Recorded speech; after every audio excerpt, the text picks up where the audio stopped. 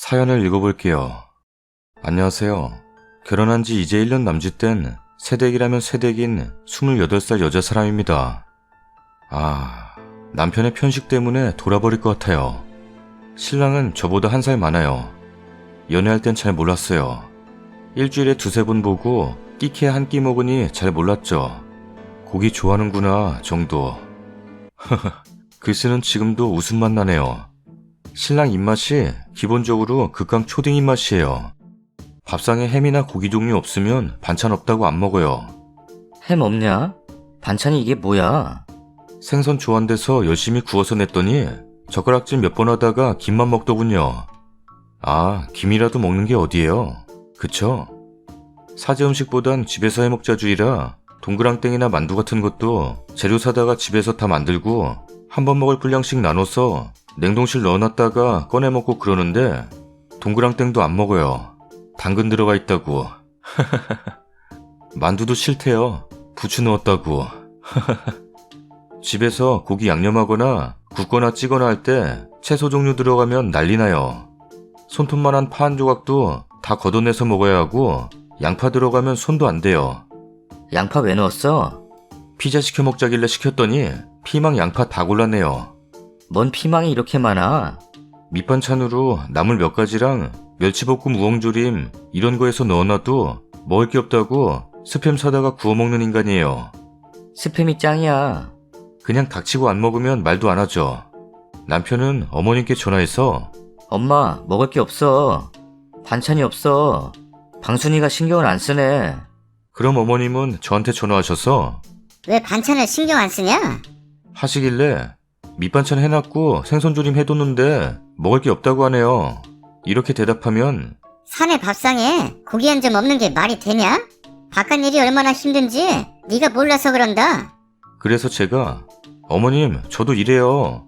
없는 시간 쪼개서 집안일 하면서 반찬 만들고 밥하는 건데 그렇게 말씀하시면 저 서운해요. 라고 했는데 귓등으로 흘려주시네요. 밥상에 고기가 있니 없니 하면서 고기도 없냐? 스팸이라도 구워라. 같이 장보러 시장 가면 시장 가면 전지 3근 10,000원, 후지 5근 10,000원 이런 식으로 팔잖아요. 고기만 4-5만 원을 사요. 사는 건 좋아요. 좋은데 손질해서 먹을 만큼 나누고 용도별로 정리하는 거 싹 다 내 몫인데 또 스트레스 받네. 고기 사고 기분 좋으면 저한테 선심 쓰듯 말해요. 이제 자기가 좋아하는 풀떼기 사러 가자. 아시는 분들은 다 아시겠지만 시장에서 파는 나물 종류는 절대 양이 적지 않아요. 한 종류 가득 담아 파는 거 조금만 팔아달라고 사정해서 사도 혼자 먹기엔 벅찰 만큼 양이 많죠. 대형마트는 또 절대 싫대요. 고기가 양도 적고 비싸고 원하는 만큼 살 수가 없대요. 신랑도 알고 있는 게 제가 예전에 수술을 했어서 담이 없고 췌장도 조금 잘라냈어요. 기름진 음식 먹으면 금방 탈이 나고 소화도 잘 안 되고 어릴 적 할머님 손에 자라서 그런지 나물이나 채소 종류를 굉장히 좋아해요. 그걸 뻔히 알면서 밥 먹을 때 제가 나물 맛있게 먹고 있으면 그걸 무슨 맛으로 먹냐며 핀잔 주죠. 풀을 뭔 맛으로 먹냐? 고기는 반드시 채소 없이 양념해서 볶거나 구워야 하고 찬장엔 항상 스팸 종류가 있어야 하며 냉장고 신선실에는 햄 종류만 빼곡해요. 밥상에 김치나 나물 종류 올라가면 오만상을 쓰면서 제 앞으로 다 밀어넣고 가끔 외식하자고 절 끌고 나가면 먹는 게 돈가스. 삼시세끼를 고기 햄으로 먹어야 하고 혼자 돼지고기 5근을 3일 안 걸려서 다 먹어요. 밤중에 야식 먹자고 보쌈해달라 그러고 아침부터 양념고기 구워 먹어요. 시댁 가면 새끼를 고기만 먹다 와요. 시부모님께서는 아들이 좋아한다고 새끼를 고기만 챙겨주세요. 아침부터 떡갈비 먹고 점심때 양념고기, 저녁때 삼겹살 먹고 술 한잔 하면서 오리고기. 눈치껏 따로 김치랑 반찬 있는 거 챙겨 먹고 있으면 입에 안 맞냐 그러시고 맛있다고 대답하면 밥그릇 넘치게 고기 올리시고 집으로 돌아오는 길에 반찬 싸주시길래 집에 와서 열어봤더니 3단 반찬통이 다 고기예요. 우리 아들은 고기 없으면 밥 안 먹어. 네가 잘 안 챙기니까 내가 챙겼다. 라면서 문자 오네요. 작정하고 채소 한번 먹여보자고 밥상을 채소 종류로 차리고 삼겹살을 김치에 말아쪘더니 그날 숟가락 집어던지고 짜장면 탕수육 세트 시켜 먹더군요. 너무 심한 것 같아서 남편한테 밖에 나가면 사람들이 욕해. 애도 아니고 그렇게 편식이 심해서 되겠냐? 젓가락질 하나로도 가정교육을 판단하는 사람들이 많은데 하물며 이렇게 편식하면 누가 좋아하겠냐? 싫어도 조금씩 먹는 습관 좀 들이자. 상사 앞에서도 이렇게 편식할 거야? 라며 살살 달랬는데 남편은 밖에 나가면 이런 풀밥 밥상 잘 안 먹어. 누가 먹으러 가냐? 편식을 나 혼자 해? 나 젓가락질 잘해. 상사랑 밥 안 먹으니까 상관없어. 랍니다. 이게 말입니까 막걸리입니까? 혼자 먹을 만큼 조금만 해서 먹어도 이렇게 더워지면 냉장고 나물들도 쉽게 상하고 채소들도 쉽게 상해버려서 정말 필요할 때 조금씩 사다 한번 먹을 것만 해먹고 하는데요. 어제 냉장고에 넣어뒀던 나물이 상했길래 정리하고 있었더니 신랑이 옆에서 그러네요. 먹지도 않고 버리는 거 너무 아깝다. 뭐하러 돈 낭비해? 앞으로 그런 거 하지 마. 랍니다. 화가 나요. 스트레스는 너무 심해요. 퇴근 시간만 다가오면 짜증부터 밀려오죠. 시댁에선 편식 좀 하면 어떠냐 하시고 친정은 거리가 멀어 왕래가 적어서 그런지 아직 모르세요. 동생 부부랑 딱 한 번 밥을 같이 먹은 적 있는데 그날 동생이 카톡으로 그러더군요. 형부 편식이 너무 심한 것 같아. 음식을 휘저으면서 먹는 거 보니 같이 밥 먹기 싫어져. 랍니다. 정말 부끄러워서. 어르고 달래도 모르고 타일러 봐도 기둥으로 흘리고 미쳐버릴 것 같아요. 어떻게 방법 없을까요? 선배님들 도와주세요. 후기입니다. 글 올린 지 2주 정도 지났는데 그새 일이 터졌네요. 추석이 얼마 안 남았는데 그날따라 유튜브 보다 보니 동그랑땡이 너무 먹고 싶은 거예요. 한 채널에서 동그랑땡을 이쁘게 만들었는데 살짝 특이하기도 하고 먹어보고 싶기도 해서 추석 전 연습 겸 한번 만들어봤어요. 남편 먹으라고 하면 또 숟가락 집어던질 테니 그냥 저 혼자 먹을 생각으로요. 퇴근해서 들어온 남편이 동그랑땡 붙이는 걸 보더니 또? 지겹다 정말. 그냥 스팸이나 굽지 뭔 동그랑땡이야. 맛자갈이 없는 당근은 왜 넣어? 열심히 일하고 들어왔더니 먹을 것도 없네. 라고 하더니 방으로 들어가더라고요. 동그랑땡 다 만들고 한 입 먹어보니 맛있기도 하고 남편이 아무것도 먹을 생각을 안 하길래 동그랑땡 먹어볼래? 했더니 안 먹어. 라네요. 역시나. 그러고 한 20분쯤 지났나? 시어머니가 갑자기 집에 오셨어요. LA 갈비 좀 사왔다. 싸게 팔더라. 방구는 어디 갔어? 방에 있어요 어머님. 엄마가 왔는데 나오지도 않고 뭐디어? 엄마 왔어? 그래, 밥은 먹었냐? 아니 안 먹었어. 방순이가 또 동그랑땡 했어. 저런 걸 왜 하는 거야 도대체? 당근 좀 그만 넣어. 너 혼자 먹냐? 라길래 화딱지가 나더라고요. 아니 애도 아니고 당근을 왜 안 먹는데? 편식이 너무 심한 거 아니야? 당근이 호불호가 갈린다지만 나이도 많은 사람이 당근 하나 못 먹고 왜 그래? 그랬더니 시어머니가 그래, 그 맛있는 걸 왜 안 먹냐? 가리지 말고 다 잘 먹어야지. 어머님 동그랑땡 좀 싸드릴까요? 됐다. 집에 먹을 거 많다. 나는 간다. 엄마 들어가요. 근데 엄마도 당근 안 좋아하지 않아? 먹을 때마다 골라내고 먹는 것 같던데? 내가 말이야, 어렸을 때 우리 집은 찢어지게 가난했어. 우리 엄마랑 아빠는 농사일을 하셨는데 조그마한 논 하나 없어서 남의 집 가서 일 도와주고 간신히 풀칠할 수 있는 돈만 벌어오셨어. 두 분 다 하루 종일 일만 하셨던 터라 나는 할머니 손에 키워졌어. 나는 사과를 좋아했어. 특히 아침에 할머니가 갈아주시는 사과는 정말 너무 맛있었어. 근데 점점 집안이 힘들어지니까 사과가 당근으로 바뀌더라. 처음에는 그런대로 맛있었어. 처음에는 이게 뭔 맛이야 생각이 들다가도 우리 할머니가 당근 많이 먹어야 키 큰다 라고 하길래 많이 먹었어. 그래서 내가 키가 크냐고? 할머니는 뻥쟁이였어. 당근 주스를 365일 내내 몇 년을 먹었는데 키가 148이야. 키가 더 이상 크지 않았을 무렵부터는 당근이 꼴도 보기 싫더라. 질려. 물렸어. 안 먹어. 당근을 왜 먹냐? 그 맛있는 거는 방순이 다 먹어라. 그리고 방순이 너 최소 한 끼에 한두 가지는 방구 먹을 수 있는 거 해야 하는 거 아니니?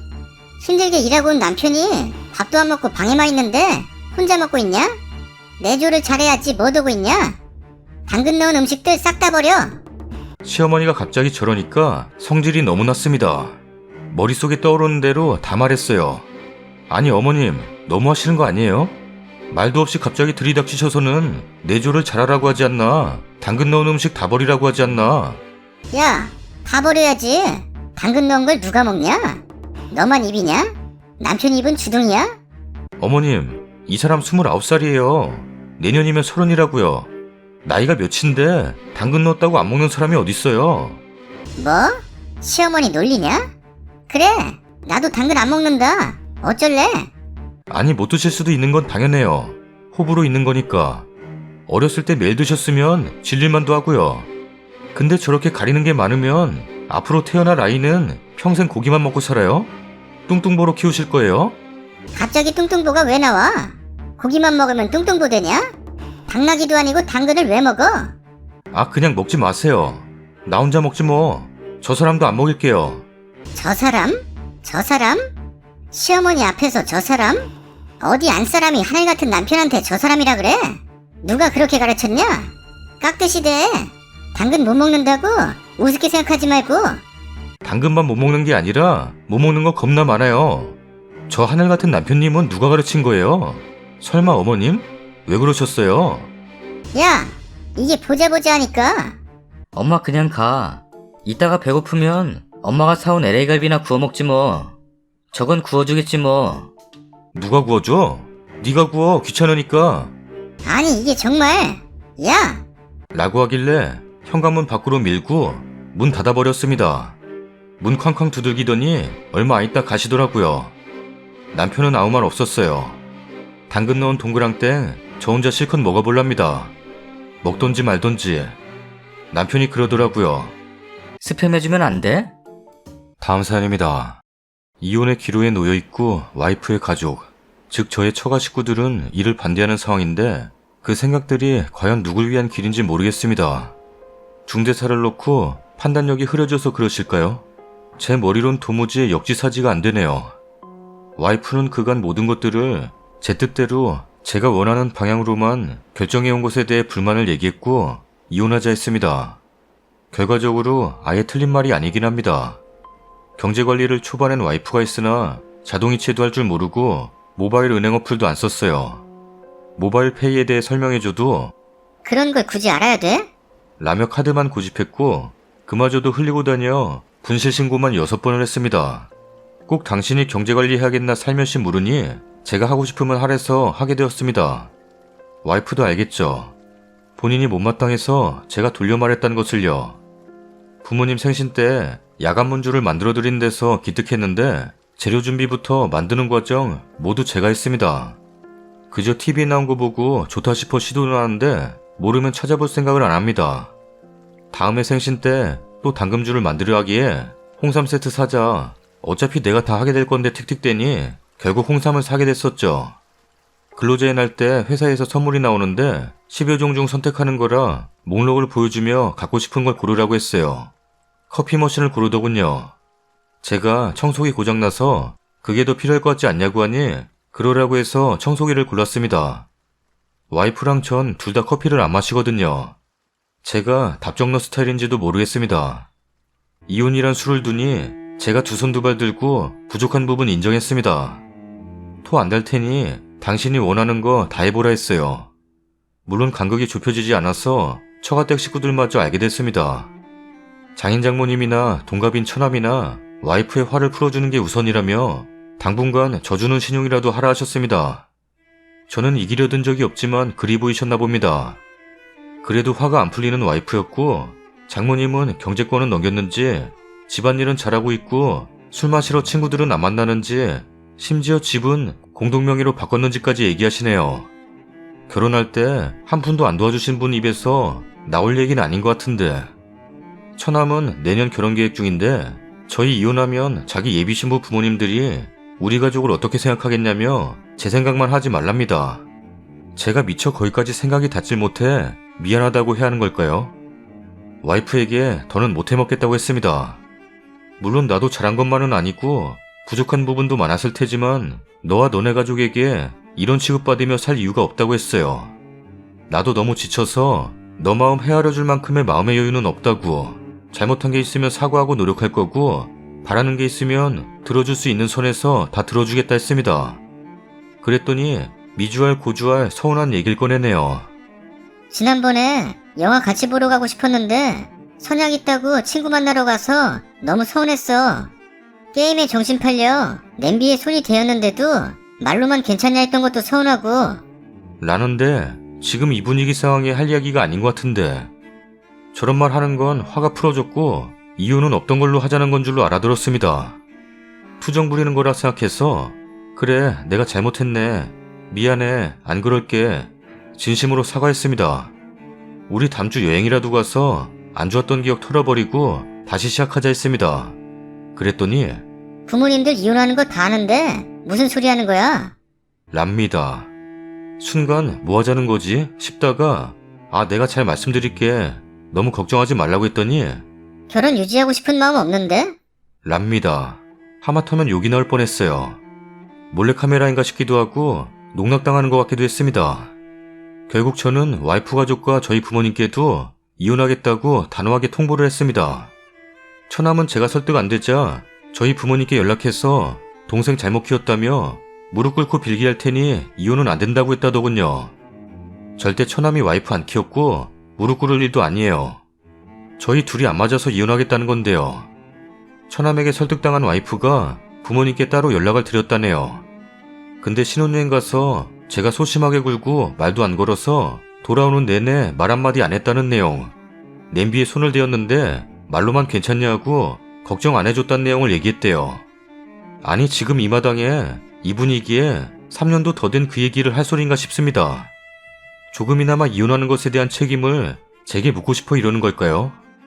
와이프 누구보다 사랑했고 이기려 든 적 없습니다. 순수해서 사랑했는데 지금 보면 든 게 없는 건가 싶기도 해요. 돌아버릴 것 같으니까 당장 이혼하고 다신 우리 부모님께 연락하지 말라 했습니다. 처가 식구들은 왜 별거 아닌 일을 크게 키우냐며 안 사돈 만큼 우리도 힘드니 그만 자존심 좀 내려놓으랍니다. 결혼액자 다 뒤엎고 이혼 서류 던져놓고 나왔네요. 당분간 부모님 댁에서 지낼 거고 법원에서 보자고 문자 하나 보냈습니다. 정말 지나다닌 사람 붙잡고 누구한테 하소연하고 싶어요. 다음 사연입니다. 얼마 전 남편이 술집에 들락날락하고 거기서 일하는 여자와 연락을 하는 것을 알게 되었습니다. 이 일로 대판 싸우고 제가 5가지의 조건을 걸고 결혼 생활을 유지하기로 했습니다. 첫 번째, 핸드폰 수시로 확인하게 하기. 두 번째, 반지 끼고 다니기. 세 번째, 프로필 사진 제 사진으로 하기. 네 번째, 돈 관리 제가 하게 하기. 내역 다 공개. 다섯 번째, 외도에 가담한 친구와 연락 끊기. 5가지 조건이었는데요. 친구랑 연락을 잘 끊지 못하고 있더라고요. 우선 돈은 월급날이 되어 제가 받았는데 돈을 받자마자 관리비, 카드값 등등 다 이체하였습니다. 제 손에 자기 돈을 쥐고 있는 게 싫은지 바로 다 이체하라며 청구서를 가져오더라고요. 그날 밤 같이 누워서 얘기를 하는데 남편이 솔직히 돈 관리는 각자 하는 게 맞는 것 같아. 내가 버는 돈 내 마음대로 왜 못 쓰냐? 너무 갑갑하다. 당신을 사랑하긴 하지만 그건 연애 때 감정과는 다르고 그냥 가족으로서 좋아. 나도 내가 왜 자꾸 다른 사람을 찾으려고 하는지 모르겠지만 새로운 사람을 만나는 게 너무 즐겁다. 라고 얘기를 합니다. 위에 약속을 한 지 2주가 된 상황이었고 돈을 받은 지는 겨우 당일이었는데 딱히 제 씀씀이에 문제가 있는 것도 아니었고 내역도 다 공개하겠다고 했습니다. 저도 딱히 허투루 쓰고 싶다는 생각은 한 적도 없고요. 이 글을 읽으시는 분들 중 생뚱맞게 돈 관리를 왜 조건으로 걸었냐, 이참에 경제권을 쥐려는 것이냐 라고 생각하실 수 있는데 맞습니다. 술집 같은 곳을 다녀올 땐 카드에 남지도 않게 친구 한 명에게 현금으로 이체해준 내역도 확인했기 때문입니다. 남편의 월급이 또 저런 술집에 들어가는 것을 원하지 않을 뿐만 아니라 남편이 돈을 쥐고 있으면 또 같은 상황이 만들어질 것 같아서였습니다. 참고로 저는 아직 학생 신분이라 수입은 없지만 남편이 저에게 한 달에 쓰는 돈은 20만 원이 전부입니다. 10만 원 핸드폰 요금, 나머지 10만 원 애기보험, 재보험 1개씩. 제 생활비는 대부분 방학 때 일을 해서 모아둔 돈을 학기 동안 쓰는 것이고 학비도 장학금 처리돼서 드는 금액도 없었습니다. 이 남자는 저한테 마음이 떠난 건가요? 처음 사실을 알게 된 후 이혼을 하자고 제가 얘기했을 때는 같이 살아달라고 하던데 지금 이혼을 하게 되면 자기가 너무 미안하다고. 그냥 착한 남자 코스프레 하고 싶은 걸까요? 댓글 부탁드립니다. 너무 심란해서 아무것도 못하고 방황만 하고 있네요. 댓글입니다. 사람 고쳐 쓰는 거 못 봤네요. 변한 게 아니라 원래 그런 사람입니다. 지금이라도 마음 단단히 먹고 준비하는 게 낫지 않겠어요? 부인이 있어도 새로운 사람을 만나는 것이 즐겁다는 생각이니 술집 여자와 아무 거리낌 없이 연락하고 만난 거겠죠. 부인이 싫지는 않고 이혼하면 골치 아프고 위자료 줘야 하니 그냥 놔두고 새로운 사람 만났을 거예요. 위험한 생각이죠. 바람필 기회만 있으면 언제든 바람필 사람이죠. 저희 남편도 바텐더랑 바람나서 7년 동안 속이고 빼돌려 쓴 돈 월급보다 많더라고요. 그 후 위치 추적기 돌리면서 생활했어요. 정신 나간 남편 왜 이렇게 많은지. 그냥 돈 벌어다 주니까 살고 있죠. 애도 어리고 하니까 어차피 한번 바람핀 놈 또 안 피우겠어? 하고 말이죠. 포기하고 사는 수밖에요. 이혼이 쉬운 것도 아니니까 그런 남편 믿고 살 이유 없는데 그냥 삽니다. 남편이 딴 여자와 놀아놨는데 포기하고 살거나 이혼하거나 둘 중 하나죠. 참고 견뎌도 속만 아파요. 저런 남자는 왜 결혼했지? 상간녀 소송하고 남편 증거 남겨서 위자료 받아서 그냥 공부 졸업하세요. 대학원생이면 그래도 용돈 벌이는 되잖아요. 그리고 답답하고 창피하겠지만 부모님 얘기도 충분히 들어보고요. 엄마 아빠 이래서 난 이혼했으면 한다고 바람기가 한두 번으로 끝날 남자 아니에요. 추가 글입니다. 이렇게 많은 관심을 받을지 모르고 어제 두서없이 막 적은 글인데도 불구하고 많은 관심 감사합니다. 우선 남편이 돈 문제에 대해 불만을 가진 것이 가장 큰 문제라기보다 제가 남편을 믿지 못한다는 점이 가장 걸렸습니다. 덧붙이자면 다른 여자들과 통화한 내용이 녹음되어 있어 외도 사실을 알게 되었는데 제가 밥을 하루에 한 끼를 먹어도 그냥 그렇구나 하는 사람이 바에서 일하는 여자와 통화할 땐 방순이는 귀엽잖아. 방순이 예뻐서 언니들이 안 괴롭히나? 밥을 하루에 한 끼만 먹고 살 수 있나? 이비인후과에 이력서 넣었어? 코송형도 같이 해준다고? 아, 나도 코송형 하러 가야 되나? 라면서 사소한 일에도 반응하며 통화하던 남편의 말투와 목소리가 잊혀지질 않습니다. 저와 연락할 땐 그렇구나. 그래, 회사 너무 힘들다. 퇴사하고 싶다. 이런 힘든 표현만 내비치고 제가 무엇을 했는지 기분은 어땠는지 궁금해하지도 않던 사람이 다른 사람에게는 그런 모습을 보였다는 것에 너무 화가 났습니다. 이젠 저는 더는 볼 수 없고 아무리 노력해도 자꾸 멀어지는 것 같은 느낌이 들어 불안하기도 합니다. 외도 사실을 걸리고 난 후 남편 퇴근길 저와 전화를 하다가 끊었는데 뭔가 느낌이 세 다시 전화를 해보니까 통화 중이더군요. 후에 누구랑 통화했냐니까 친구와 전화를 했다고 합니다. 외도 동주한 친구. 그래서 남편이 도착한 후 핸드폰을 열어 확인을 해보았는데 그 시간대에 통화한 기록이 사라져 있습니다. 남편에게 내가 방석이 오빠랑 전화한 거 아는데 왜 통화 기록에는 없어? 라고 물으니 습관적으로 지웠다고 합니다. 여기서 저는 두 가지 생각을 할 수 있었습니다. 아, 정말 방석이 오빠와 전화했구나. 또는 다른 여자랑 전화하고 방석이 오빠랑 전화했다고 거짓말하는 거 아니야? 사실 앞전에 일이 있어 저는 후자 쪽으로도 더 생각이 들긴 했습니다. 남편도 많이 힘들었을 겁니다. 2주 동안. 그 사실을 알게 된 후 2주 동안 저도 남편에게 많은 집착과 성의를 요구했거든요. 현재 저는 일주일 조금 넘게 집을 들어왔다 나갔다 하고 있는 중입니다. 다행히 근처에 친구 집이 빈 곳이 있어서 친구에게 부탁을 해서 이곳에서 지내고 있는데요. 어제는 집에 들어가서 남편과 대화를 해보려고 했습니다. 그런데 새벽 1시가 넘어서야 들어오더라고요. 남편이 그럽니다. 당신 학업은 마쳐야 하지 않겠냐? 그때까지는 진짜 쥐 죽은 듯이 살아줄게. 집에 들어와. 저 말은 한 집에 각자 있으면서 투명인간 취급하면서 지내자는 말입니다. 제가 원하는 건 화목하고 안정적인 가정이지 껍데기만 있는 가정은 아닙니다. 분명 이번 사건의 원인 제공은 본인인데 왜 제가 이렇게 괴로워야 하고 먼저 대화하려 해야 하고 다 포기해야 하는 건가요? 사실 저는 남편이 먼저 잡아주기를 바라는 것 같습니다. 남편이 정말 잘못했다고, 늦었지만 위의 조건들 다시 한번 잘 지켜보도록 하겠다고, 미안했다고, 그리고 안아줬으면 좋겠습니다. 이런 상황이 생길지는 모르겠으나 자꾸 스스로를 희망 고문하게 되는 부분이 가장 힘드네요. 정말 저런 곳들이 왜 있는 건가 싶기도 하고 별게 다 원망스러운 요즘이네요. 오늘도 넋두리 들어주셔서 감사합니다. 추가 글입니다. 상간녀를 고소하고 위자료를 받으라는 말들이 많이 댓글에 달렸습니다. 사실 저는 그 여자에 대해 아는 것이라고는 전화번호 하나밖에 없습니다. 처음 그 번호로 전화했을 때는 전화기가 꺼진 이유였고 그 후로도 쭉 전화기가 꺼져 있거나 전화를 받을 수 없는 상황이라고만 합니다. 대충 알아보니 바에서 일하는 이름은 가명을 써서 남편이 알고 있는 여자 이름이 진짜인지 가짜인지 폰번호도 세컨드폰인지 뭔지 알 방법이 없습니다. 한마디로 그 여자의 정확한 신원은 저희 남편도 제대로 알고 있는지 모르겠습니다. 사건 이후 꾸준히 전화해보고 있긴 한데 어제 전화해보았을 때는 수신이 정지된 번호라고 뜹니다. 카톡도 남겨놓았는데 단 한 통도 읽지 않고 있습니다. 그 여자 입장에서는 그냥 고객관리용으로 남편을 어장친 건가 싶기도 하고 남편은 잘 모르겠다고만 합니다. 남편 말로는 자신이 유부남인 걸 알고도 그 여자가 남편이 마음에 들어 번호를 달라고 했답니다. 처음 합의혼을 제시했을 때 남편은 나 능력 없는 거 알잖아. 애를 네가 키우지 않을 거라면 애한테 드는 돈이 많을 거다. 재산 분할은 못 해주겠다. 양육비 매달 50만 원씩 보내. 라고 하더군요. 여기에서 어이가 없어서 소송을 할까 생각이 들어 변호사 상담도 받아보았습니다.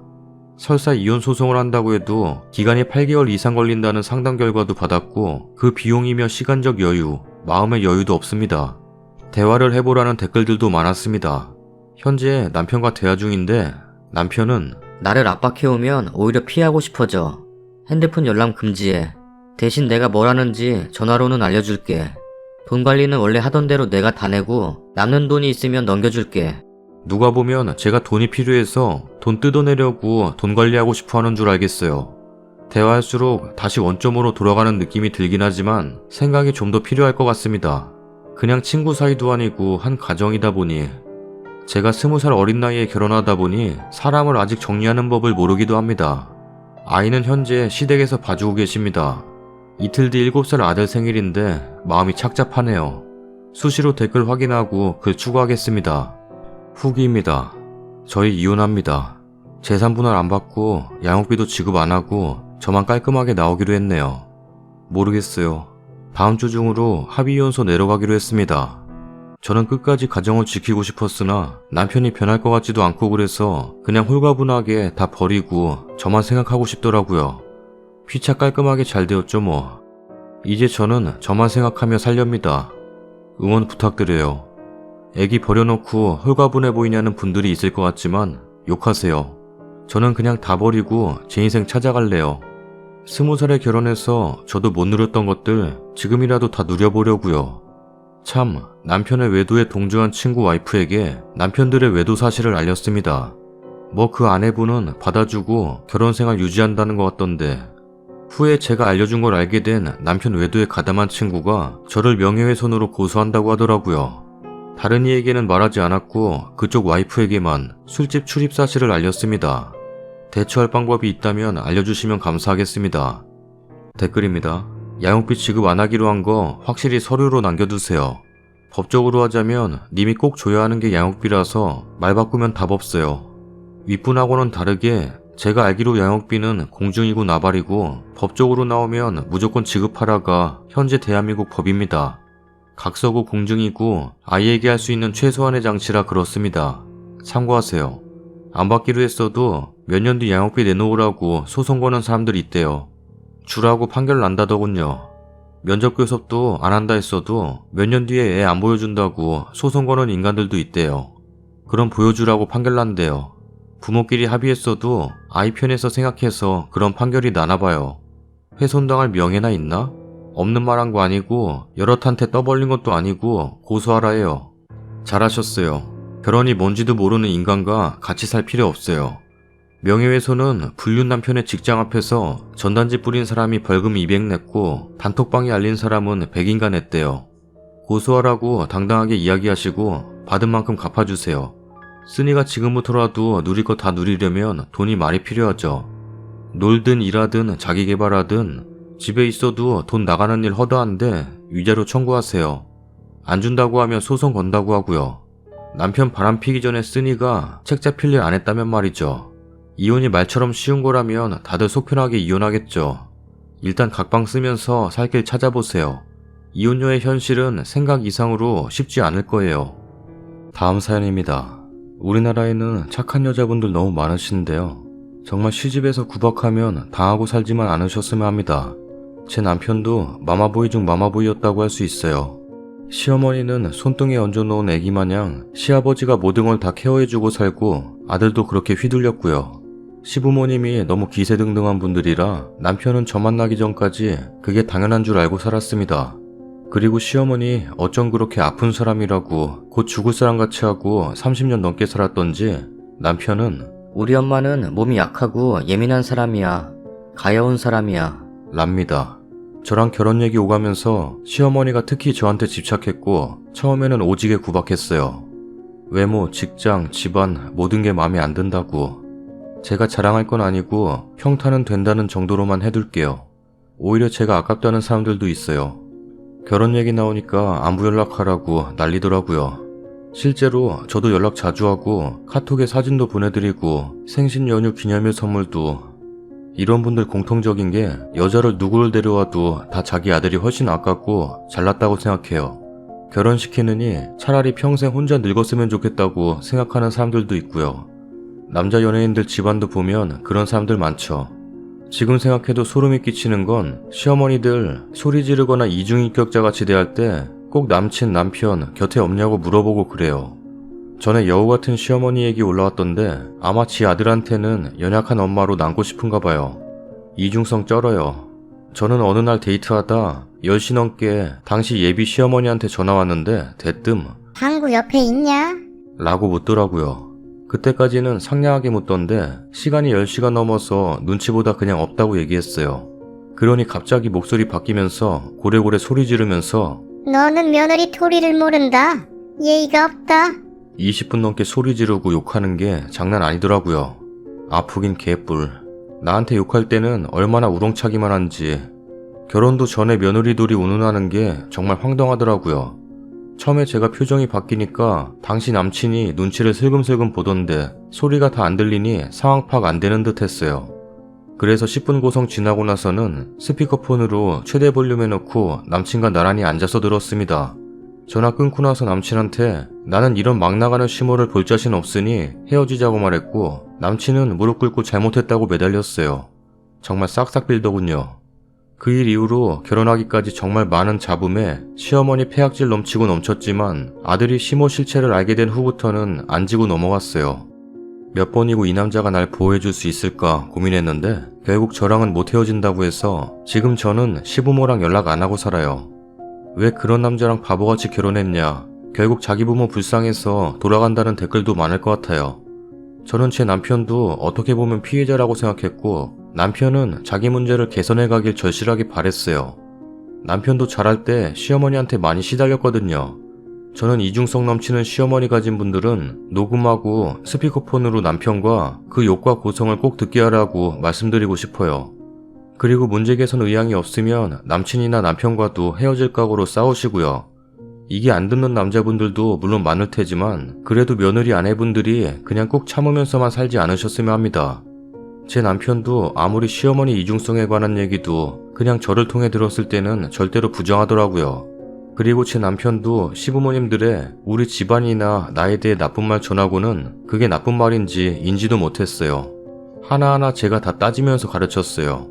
예를 들어 남편이 웃으면서 저한테 우리 엄마가 그러던데 너 첫인상에 너무 비쩍말라 볼품없어서 우환이 많아 보이고 별로 예쁜지 몰랐는데 계속 보니 괜찮은 것 같더래. 라고 빙구 같은 말을 웃으면서 전하더군요. 이게 마마보이들의 정신회로에서는 아 우리 엄마가 여친 맘에 안 들었는데 자꾸 얘가 예쁜 짓 하니 이제 예뻐 보인다네? 신난다. 이렇게 프로세스가 되는 것 같더군요. 미칠 일이죠. 그래서 저도 웃으면서 말했죠. 우리 집에서도 오빠 첫인상에 너무 살찌고 사람 물러 터져 보여서 어벙벙해 보였는데 알고 보니 할 일 제대로 하고 밥 벌어 먹을 것 같아서 다행인 것 같다고 하셨어. 그런 말 하신 적 없는데 제가 지어내서 아주 부풀려서 말했어요. 그 말 듣고 남편 얼굴에 핏기가 싹 가시면서 장인 장모님이 그러셨어? 나 살쪘다고? 나 태도도 별로고? 하고 기가 팍 죽더라고요. 그래서 그때 정색하고 말했어요. 오빠도 우리 집에서 오빠 외모나 태도 가지고 그런 식으로 말하면 기분 나쁘지. 사람 일은 항상 상대방이랑 입장 바꿔놓고 생각하면 답이 나오는 법이야. 앞으로 시부모님이 나에 대해 그런 말을 하시면 오빠가 알아서 커트해줬으면 좋겠어. 라고요. 몇 번 이런 일이 있었는데 있을 때마다 저도 웃으면서 맞받아치고 나니 잘못했다고 빌고 안 하더라고요. 한 번에 고치지는 못했고 여러 번 반복학습 훈련시키듯 가르쳤어요. 저랑 남편은 결혼하기까지 많은 대화를 나눴고 주변 사람들과도 소통을 많이 했어요. 전문 카운셀러랑도 만나서 얘기하고 결국 저희는 그냥 외국 나와 정착하고 살기로 맘먹었고요.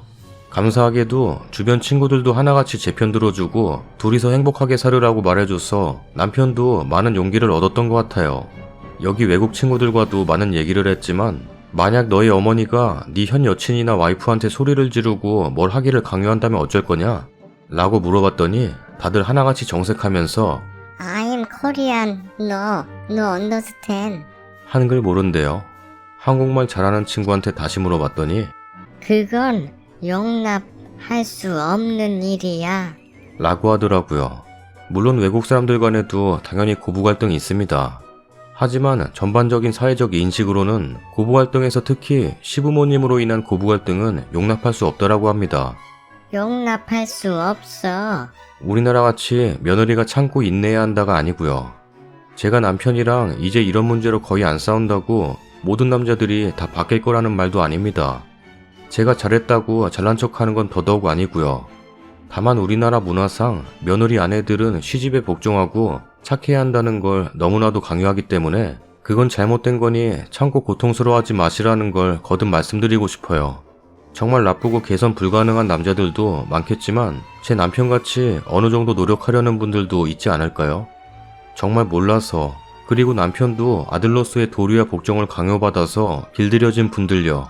그리고 남자들도 시부모님과 어느 정도 거리를 두고 자기가 한 가정의 가장이다 라는 걸 인식하고 나면 태도가 많이 바뀔 수도 있어요. 구박하는 분들한테 너무 잘하려고도 하지 말고 남편분과 시집간에 어느 정도 거리를 두세요. 남편이랑 저도 피 터지게 싸우고 이혼과 헤어짐 얘기 많았고 정말 힘든 여정이었던 것 같지만 나이 들어 할아버지 할머니가 되면 손잡고 그땐 우리가 참 어리고 철없었지 하고 웃을 날이 왔으면 좋겠어요. 긴 글 읽어주셔서 감사합니다. 다들 행복하세요. 댓글입니다. 가르치고 교육해가며 데리고 사신다니 보살이네요. 저라면 정 떨어져서 그만할 것 같은데 글 쓴 분 남편 같은 남편은 개조가 가능한 남편인 거라고 생각해요. 아무리 효자 마마보이라도 사실과 현실을 받아들일 수 있는 사람이면 글 쓴 분 같은 분 만나면 개조가 가능하지만 대부분의 효자 마마보이는 개조가 불가능한 케이스가 대부분이죠. 그게 수십 년 걸쳐서 만들어진 사람인데 결혼 1, 2년 만에 절대 안 바뀝니다. 사실보다도 오히려 뭐지? 이거 우리 엄마 욕하는 것 같은데? 우리 아빠 비난하는 거 아니야? 설마 우리 아빠가 너 잘못되라고 그랬겠어? 네 심사가 꼬인 걸 왜 우리 아빠 탓해? 미쳤어? 제정신이야? 하며 길길이 날뛰는 게 대부분 케이스입니다. 결혼했고 만 1년부터 별거 시작해 이혼 소송한 지도 벌써 1년 됐네요. 심지어 제가 피고예요. 자기 부모한테 불효했는데 누구 맘대로 합의혼해주냐며 소송 걸었어요. 여기까지 와보니 이제 주변도 보이고 얼마나 제가 바보 같았는지 알겠더라고요. 안 고쳐져요. 자기 변호사 말도 가사 조사관 말도 안 들어요. 결혼 전에 효자인 거 알려주고 그랬으면 참 좋았을 텐데 그게 참 억울해요. 둘만 잘 살면 된다 하신다. 본인은 외국 여자라도 데려올 판국이다. 절대 간섭 안 하신다. 지금 보면 사기도 이런 사기가 없어요. 바람을 피우면 욕이라도 할 텐데 효도한다는데 어쩌겠어요. 그리고 효자아들 근처엔 그렇게 불쌍한 시부모가 계세요. 현실에서 제일 불쌍한 건 며느리라도 알아줄 사람이 없으니 이혼밖에는 답이 없어요. 덕분에 인생을 제대로 배웠어요. 저도 지금은 헤어졌지만 8년 사귀는 동안 믿어왔던 자상한 전남친. 그런데 가족이 개입되니 싹 달라지는 모습에 놀랐어요. 처음으로 내 편이 아닌 다른 사람 편에 서는 그 사람의 낯선 모습. 자기 가족이 누군가에게 악인이 될 수도 있다는 게 인정이 잘 안 됐나 봐요. 뭐 누구에게나 불편한 진실일 테니까 그럴 수도 있었겠지. 지금은 그렇게 생각합니다. 다 지난 일이니까요. 그러나 점점 결혼 생각이 사라져요. 다른 남자라고 딱히 다를까 싶고 그렇다고 상대에게 하나하나 알려주고 이해시켜가며 살 자신이 저는 없었어요. 다음 사연입니다. 지난주 월요일 늦은 밤 있었던 일입니다. 잠이 오지 않아 학교 앞으로 운동 겸 산책 갔던 딸을 검은색 차량이 태우려고 했습니다. 대학교 2학년 21살입니다. 도로에서 학교 정문까지 가로수길이 길게 뻗어 있는데 그 길을 따라 학교까지 올라갔다가 별 구경하며 기분 좋게 내려오고 있는데 검은색 차량이 속도를 줄이며 따라오더니 제가 데려다 드릴게요. 타세요. 라고 했고 딸이 두어 차례 거부하니 야, 타라니까? 라면서 반말로 소리 지르고 윽박질러서 겁에 질린 딸이 도망치자 급발진하여 따라왔으나 다행히 그냥 지나쳐 내려갔다고 합니다. 지들끼리 낄낄거리며 크게 웃으면서요. 시각은 자정 직전쯤이었습니다. 놀란 딸이 인근 편의점으로 도망갔다가 그들에게 뒤밟힐까 무서워 자취방에 못 가고 저에게 전화해서 남동생에게 부탁해서 본가로 데리고 왔습니다. 학교에서 본가까지 자차로 1시간 남짓 거리입니다. 아침에 학교 측에 연락하니 명절 연휴 지나고 월요일에 CCTV 같이 확인하자 하여 어제 딸과 함께 경찰 입회하에 CCTV를 확인한 결과 특정할 수 있는 차량의 번호판 중 한글 한 글자는 깨지고 숫자 부분은 식별 가능한 상태였습니다. 그러나 학교 학생처에서 112로 신고한 게 아니라 담당 지구대 지역번호로 연락을 취한 것이라 기록은 남는다지만 정식 신고가 들어간 것이 아니고 개인정보 보호 때문에 담당 지구대에서는 차량 조회도 불가능하다고 합니다. 차량 조회를 통해 범인을 찾아내더라도 처벌은 경범죄 정도로 가볍게 이루어질 것이라고 하네요. 또 같은 날 비슷한 시각에 학교 인근에서 차에 탄 남자들이 차를 멈추고 욕설을 하며 배회하고 있어서 무섭다는 내용의 신고가 여러 차례 들어와서 출동했으나 그 차를 찾지는 못했다고 합니다. 지구대에서 학교까지 차로 10분 거리이며 같은 사람들의 소행이 아닐까 추측됩니다. 경범죄로 끝나더라도 경찰에 신고해서 범인을 잡아야 할까요? 아니면 치기 어린 남자들의 한때 장난으로 넘기고 우리가 조심해야 할까요? 20대 초반 정도 돼 보였고 조수석 뒷자리 남자가 말을 건 것으로 봐 일행은 최소 2, 3인 이상으로 보입니다. 편의점에서 외삼촌을 기다리는 동안 편의점에 들어오는 남자 손님이 그들이 아닐까 겁에 질려있던 딸을 생각하면 피가 거꾸로 솟는 기분이고 그날 이후 딸도 저도 자꾸 불안해지곤 합니다. 만약 신고해서 잡더라도 우리가 드리는 불편에 비해 처벌이 너무 미약할 것 같아 망설여집니다. 저는 회사 다니느라 평일에 자유롭게 시간을 빼기 힘들고 딸아이는 비대면 수업 때문에 자취방과 본가에 있는 시간이 반반 정도 됩니다. 본가에서 학교까지 대중교통편이 잘 되어 있지 않아 자차 없이는 편도 서너 시간 정도 소요됩니다. 학교는 경기도 한 시골 마을에 있고 범인이 인근 주민일 경우 향후 마주치면 보복을 하지는 않을까 그것도 사실 염려되는 상황입니다. 이런 상황이면 신고를 해야 할까요? 아니면 그만하길 다행이라고 생각하고 그냥 밤길 조심해야 할까요?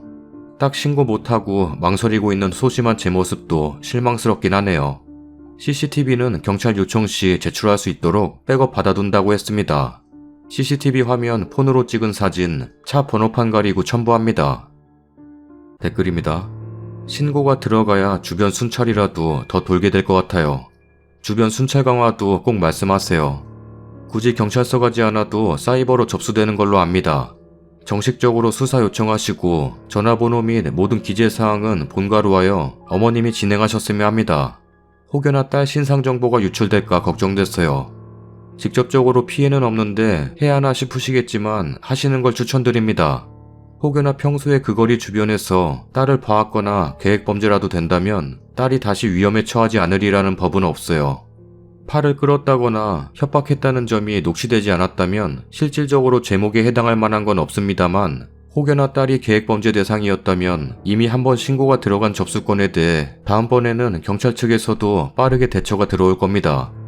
혹시 모를 사고에 대비한다고 생각하고 정식 수사 요청하세요. 신고해주세요. 신고가 들어가야 다른 따님 같은 분들에게도 따님에게도 좋습니다. 저는 10년 전에 비슷한 일을 겪은 피해자인데요. 근데 당시에 비슷한 시기에 그 주위에서 같은 일이 이미 신고가 들어와 있던 점이 여러 차례 범행을 시도한 점으로 참작되었습니다. 재판에 증인신분으로 출석해 듣고 나중에 판결문으로 본 바로는 그 사람은 사실상 전과는 있었지만 이전에 들어간 고소에 대해 전부 합의했던지라 법률상으론 전과자는 아니었어요. 그치만 그 전에 들어간 여러 건의 신고가 참작되어 초범임에도 징역과 신상정보 공개를 받아 죗값을 치렀습니다. 파출소 아닌 112로 신고하시고 영상은 보배드림 같은 곳에 올려보시면 차량 번호 식별해 주시는 분들이 많습니다. 혹여 다시 그들을 만나게 될 다른 따님 같은 분들을 생각하셔서 신고해주세요.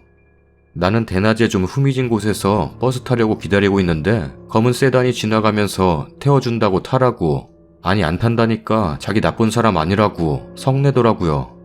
두세 번 타라 안 탄다 화내고 어린 마음에 내가 저 사람 범죄자 취급한 건 아닐까, 기분 나쁘게 한 건 아닐까, 타도 괜찮지 않을까, 오만 가지 생각하면서 내 몸은 차 쪽으로 가 있고 문을 여는 찰나에 버스 와서 버스로 튀었어요.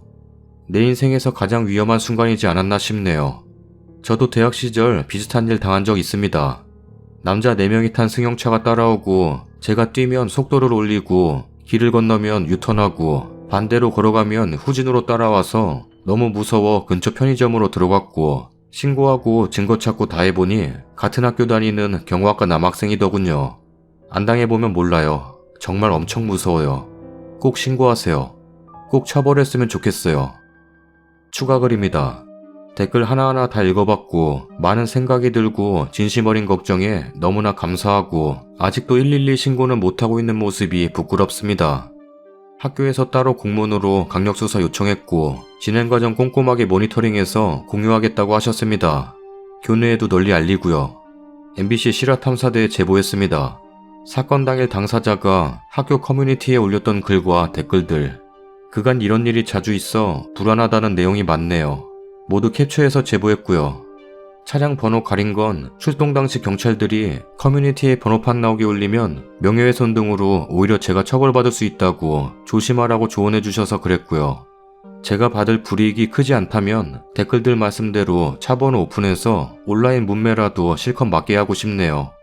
명예훼손 벌금이 얼마나 되는지, 합의금 따로 줘야 하는지 아는 분 좀 알려주세요. CCTV 확인하면서 경찰분들이 앞으로 순찰 강화하려 노력하겠지만 현실적인 제약도 이해 좀 해달라고 하시더라고요. 관할 지구대에 순찰대가 한 대밖에 없고 인력도 한계가 있는 데다 관할 구역이 넓어서 학교 근처에 순찰 돌다가 타 지역에 사건 터지면 출동 시간이 너무 오래 걸려서 이쪽에만 자주 오기도 힘들다고, 학교에서 그동안 학교 인근에 출장소라도 마련해 줄 것을 요청하고 있었다고 하는데 그것도 쉽지 않은가 봅니다. 당연하겠지만요. 딸에게 우리가 불편하더라도 신고를 하는 게 옳은 일일 것 같다고 했는데 신고해도 처벌 안 될 것 같다고. 제 생각도 그래서 강력하게 밀고 나가기도 애매합니다. 죄송합니다. 처음 글 올릴 때 야심한 밤에 겁도 없이 돌아다녔다고 탓하는 글이 많을 걸로 예상하고 뼈아픈 말 각오하고 올렸는데 의외로 그 말씀이 많이 없으셔서 놀라웠습니다. 이런 일 관련해서는 유독 피해자 잘못으로 몰아가던 사회 분위기가 좀 개선됐나 하는 마음에 천천히라도 세상이 변하고 있긴 하구나 싶네요. 제 주변에서는 왜 그 시간에 돌아다니냐 등등의 질타와 신고했을 때 생길 일들에 대해 부정적인 의견들이 훨씬 많았습니다. CCTV 차량 옆면 사진 추가합니다. 제 지인분들도 K5라고 하시네요. 사이다 후기가 아니라서 정말 죄송합니다. 다음 사연입니다. 안녕하세요. 인터넷에 댓글 한번 달아본 적 없지만 너무 화가 나고 답답해서 태어나서 처음으로 글을 올려봅니다. 결혼한 지 5년차 만 4년 된 여자입니다. 명절 아침부터 남편과 다퉜어요. 간략하게 내용 적어보자면 엄마 말할 때 말 안 끊도록 조심했으면 좋겠어요. 한 번씩 그럴 때 엄마가 민망해 하더라고요. 내가? 그랬나? 기억이 안 나는데. 알겠어요. 조심할게요. 그리고 하나 더. 그저께 화요일 엄마 생신날 여보 쪽 테이블에서는 방순이 말고 여보가 고기 좀 구웠으면 했어요. 고기 먹을 때야 그렇다 치더라도 여보가 다 먹었으면 그 다음부터는 여보가 좀 구워주지. 2 테이블이었고 한 테이블은 남편과 시어머니가 앉고 고기는 남편이 구웠어요. 다른 테이블은 신우 둘에 저 앉고 막내 신우가 구웠어요. 아니 방순 씨한테 내가 굽겠다고 했는데 본인이 굽고 싶고 본인이 구워야 맛있다고 직계를 안 준 거잖아요. 여보가 굽겠다고 몇 번이나 말했는데요. 한두 번? 거봐요. 한 번밖에 말 안 했잖아요.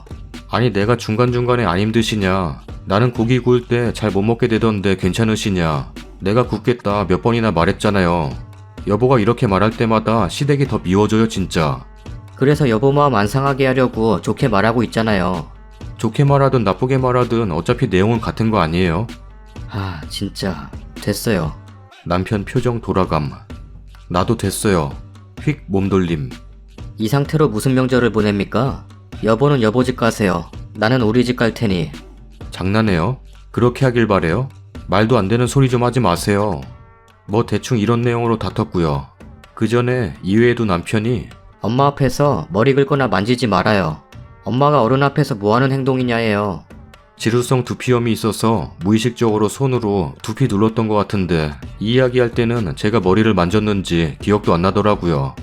엄마가 뭐 하고 있으면 옆에 붙어서 따라다니면서 뭐라도 도와드려요. 엄마 앞에서는 말을 예쁘게 했으면 좋겠어요. 엄마는 요즘 쓰는 유행어 쓰면 나이값 못하고 수준 낮은 사람으로 생각해요. 등등 엄청 많은데 그냥 이런 느낌이에요. 남편 요청에 따라 맞추려고 했고 애도 많이 썼는데 이런저런 말 들을 때마다 내가 얼마나 더 노력해야 충족이 되는 건지 화도 나고 내가 그렇게 행동적으로 수정할 게 많은 모자란 인간인가 자괴감도 들고 마음이 힘드네요.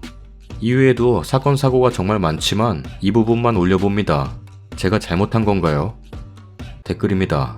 존댓말만 하면 뭐하나요? 내용은 종부리듯 하는데 남편이 존댓말로 포장하고 아내를 지 엄마 시댁 입맛에 맞는 인형 하녀로 개조하려고 하는구만. 참 정중한 병구랑 사시네요.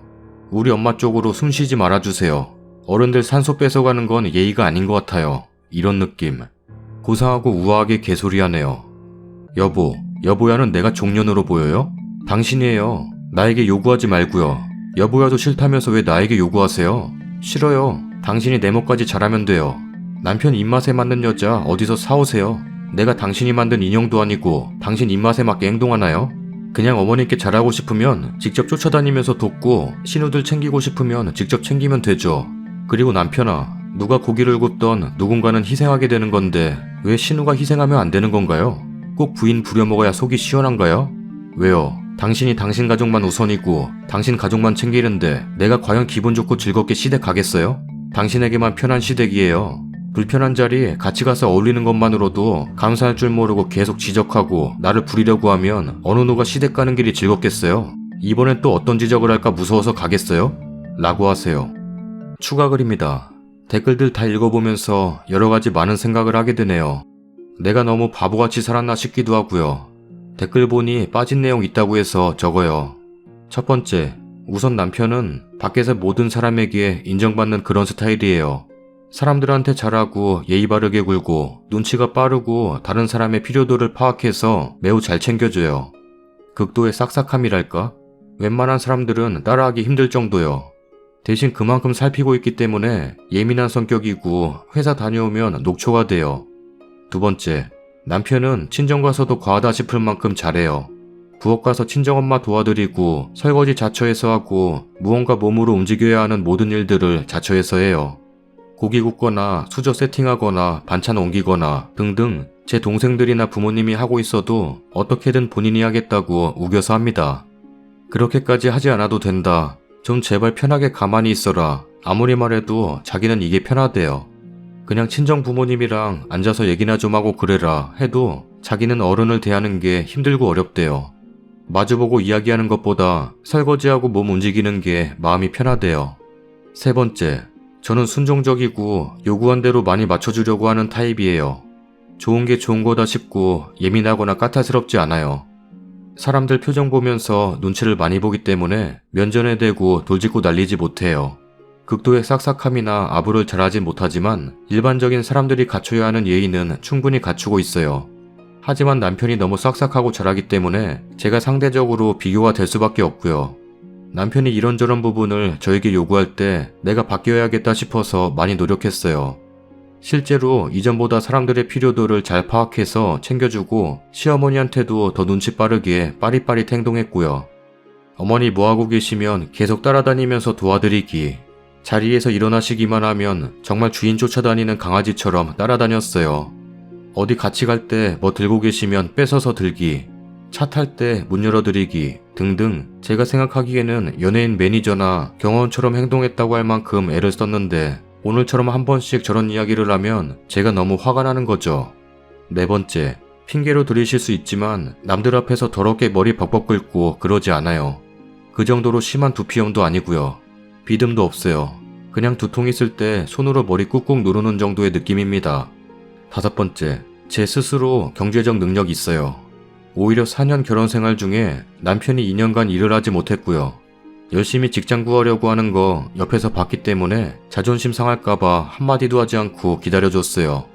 주눅 들지 말라고, 여보가 내 눈치 보면 내가 더 힘드니까 눈치 보지 말라고 했고, 여보가 월 100만 원만 벌어도 되니 몸 다치는 위험한 일은 하지 말라고 했어요. 남편 월급이 저보다 많았던 적은 한 번도 없어요. 6번째, 저 어디 가서 말 끊는다는 소리 들은 적 없고요. 상대방 말 다 끝나면 해요. 남편이랑 일상적인 대화할 때 오히려 말 끊김을 당합니다. 하도 제 말을 많이 끊어서 끝까지 좀 들어달라고 이야기한 적도 있고요. 7번째, 남편은 저보다 연하고 아이는 없어요. 8번째, 이 위에도 여러 문제가 있겠지만 정말 일부분만 적은 거고요. 밑에 이 댓글 보고 성격을 꿰뚫어 보셔서 깜짝 놀랬고 공감이 많이 되었어요. 댓글, 남편이랑 님 성격이 완전 달라서 서로 이해를 못하는 거예요. 남편분 굉장히 예민하고 관찰력 넘치고 지적질 잘하는 스타일이고, 님은 두루뭉실 그냥 좋은 게 좋은 거고, 예민하지 않고 별로 까탈스럽지 않은 성격이라 지적받으면 뭐가 뭐였는지 기억도 안 나는 부분을 왜 저렇게 기억해서 사람 민망하게 만드는지 남편이 이해 안 가는 스타일이신 것 같아요. 이런 경우 계속 싸우실 거예요. 시댁 문제뿐만 아니라 부부 동반 모임, 아이 양육 관련 등등 계속 싸우실 거예요. 서로 성격 검사해보고 서로를 이해하려고 두 분 다 노력이 필요해 보여요. 그리고 남편이 고쳐야 할 가장 큰 문제는 배우자님보다 소중한 가족이네요. 본인은 배우자를 한 몸으로 생각해서 좋게 생각하면 실수 안 하고 예쁨 받는 며느리이자 올케로 자리 잡히고 싶은 이미지가 있나 본데, 사실상은 종으로서 살라는 거고 님은 그럴 필요까지 없으니까 아니 누구나 종 되고 싶지는 않죠. 그렇다고 대바라지거나 배려 없는 스타일도 아니신 것 같은데 남편이 원하는 종 이미지와는 거리가 머니 계속 트집을 잡네요. 대화로 서로를 이해하고 존중해주면 가장 좋겠지만 대화가 안 될 땐 똑같이 해주는 방법 이외에는 자기 자신을 못 돌아보죠. 친정 갔을 때 행동 핸드폰에 하나하나 적어놔요.